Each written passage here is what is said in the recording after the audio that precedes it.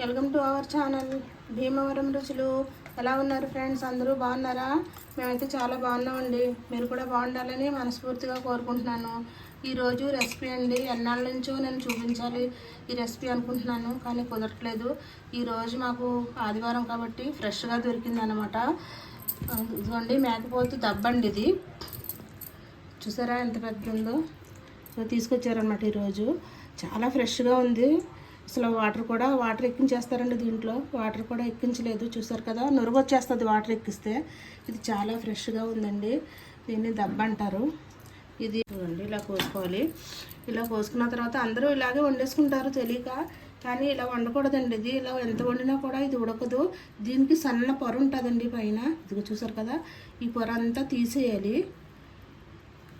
ఇదిగోండి ఈ పొర ఇలా పట్టుకుంటే ఇలా వచ్చేస్తుంది. చూసారు కదా ఎలా వస్తుందో. ఇది మొత్తం క్లీన్ చేసుకోవాలండి. ఇలా తీసి అప్పుడు మనం వండుకుంటే కూర రుచిగా ఉంటుంది, ఉడుకుతుందండి.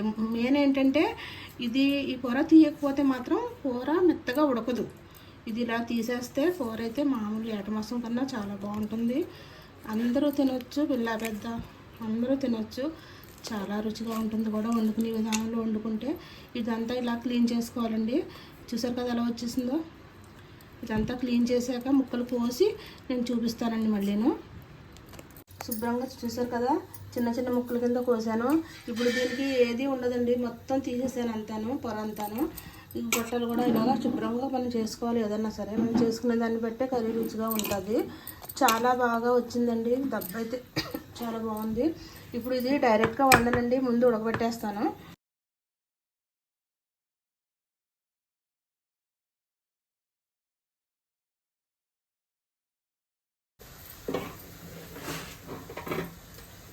ఇదిగోండి కొద్దిగా ఉప్పు, వీలైతే కొంచెం పసుపు అండి. ఇది ఇప్పుడు కలిపేసుకోవాలండి, పసుపు ఉప్పు కలిసిలాగా. దీంట్లో వాటర్ వస్తుంది. ఆ వాటర్ వచ్చాక అప్పుడు మనం చూపిస్తానండి మళ్ళీను. అండి కలర్ ఉంది కదా, ఇది మనం ఉడకబెట్టేలోపు కలర్ మారిపోతుంది. అప్పుడు వాటర్ వస్తుంది దీంట్లోంచి. వాటర్ బయటకు వచ్చాక స్టవ్ ఆఫ్ చేసేసుకొని అప్పుడు మళ్ళీ ఉల్లిపాయలు అవి వేయించుకుందామండి. ఇప్పుడు మూత పెట్టేస్తాను. చూడండి మొత్తం ఇలాగా ఉడికిపోయింది. ఇప్పుడు బాయిల్ అయిపోయింది, వాటర్ వచ్చింది కదా. ఇప్పుడైతే మనం స్టవ్ ఆఫ్ చేసుకొని ఈ ముక్కలు బయటకు తీసేసుకుందామండి. ఇదిగోండి వాటర్లో పోసేస్తున్నాను తీసేసి. ఇంకోసారి కడుక్కుందాం.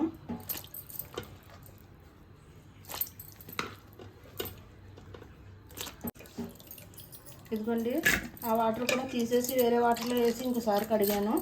ఇప్పుడైతే శుభ్రంగా అయిపోయినాయి ఇవి. ఇలా చేసుకుంటే కర్రీ అనేది ఏ బ్యాడ్ స్మెల్ లేకుండా చాలా బాగా వస్తుందండి. కాకపోతే ప్రాసెస్ అయితే కొంచెం లాంగ్ ఉంటుంది. వీడియో మాత్రం స్కిప్ చేయకుండా చూడండి, చూస్తేనే అర్థమవుతుందండి. అల్లం ముక్క, ఎల్లుల్లిపాయలు, ధనియాలు, జీలకర్ర, 3 ఇలాచీ అండి, ఒక 5 లవంగ మొగ్గలండి. తర్వాత కొంచెం గరం మసాలా వేసుకోవచ్చు ఉడికాక. ఆయిల్ వేస్తున్నాను. నాన్ వెజ్ కదండి, కొంచెం ఆయిల్ ఎక్కువ పడుతుంది.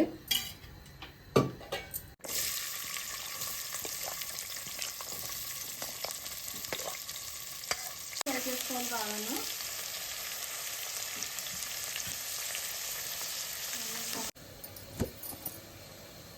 ఇదిగోండి మసాలా మెత్తగా అయిపోయింది. ఉల్లిపాయలు వేగిదాకా మూత పెట్టేసుకోవచ్చు. పచ్చిమిర్చి వేస్తున్నానండి ఇప్పుడు.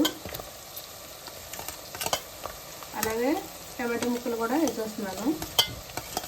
ఉప్పు ఇందాక దాంట్లో ఉడకబెట్టినాక కొంచెం వేసాను కదా, ఉప్పు కొద్దిగా వేసుకోవాలి. తర్వాత ఉప్పు చూసి వేసుకోవచ్చు. మనం ఎక్కువైపోతే మనం ఏం చేయలేమండి, మరి తక్కువైతే మళ్ళీ చూసుకొని వేసుకోవచ్చు. ఉల్లిపాయ వేగిపోయింది కదా, మసాలా వేసేస్తున్నాను.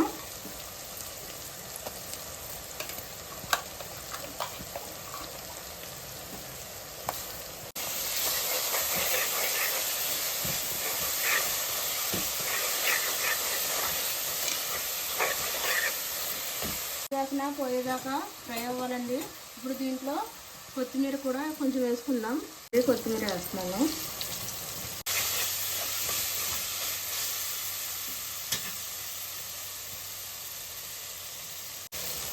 మసాలా వేగిపోయిందండి. ఇప్పుడు దీంట్లో ఈ దెబ్బ ముక్కలు వేసేస్తున్నాను. దీంట్లో మళ్ళీ వాటర్ ఉంటుందండి, ఇంక చేత్తో వేస్తున్నాను. ఇవ్వండి కారం,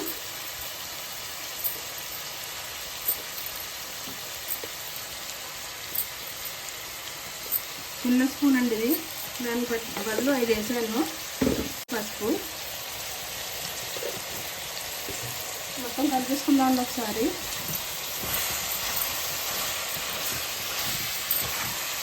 ఇదిగోండి ఉప్పు కారం మసాలా అంతా ముక్కకు పట్టే వరకు కాసేపు మూత పెట్టుకుందాం మనం. చూడండి ముందంతా వాటర్ అంతా మనం బాయిల్ చేసినప్పుడు వచ్చేసింది కదా. ఇప్పుడు దీంట్లో వాటర్ ఏమీ రాదండి, మనమైతే వాటర్ పోసుకోవాలి దీంట్లో. ఈ దెబ్బ అయితే లేద్దే అంటున్నారండి, మరి మనకి ఇచ్చేవాళ్ళు కూడా లేద్దే అని చెప్పారు, ఫ్రెష్ అని చెప్పారు. ఇదైతే ఎన్ని విజిల్లు వచ్చాక ఉడికిందో నేను విజిల్లు వచ్చాక చెప్తానండి మీకు. ఇదిగోండి స్టవ్ ఆఫ్ చేసుకున్నాను, చల్లారిపోయిందండి, విజిల్ అయిపోయింది. 7 విజిల్లు వచ్చినాయండి. ఇప్పుడు మూత తీసి చూద్దాం ఎలా ఉందో. గరం మసాలా ఇది కొద్దిగా వేస్తున్నాను అంతే. ముక్క అయితే మెత్తగా అయిపోయింది, చాలా బాగా కుక్ అయిందండి. 7 విజిల్లు వచ్చినాయి. ఇప్పుడు ఎక్కువ ఉందండి వాటర్ కొంచెం ఎగిరేదాకా చూసి అప్పుడు ఉప్పు చూద్దామండి. ఉప్పు పడుతుందండి, కొంచెం ఉప్పు వేస్తున్నాను. అలాగే కొత్తిమీర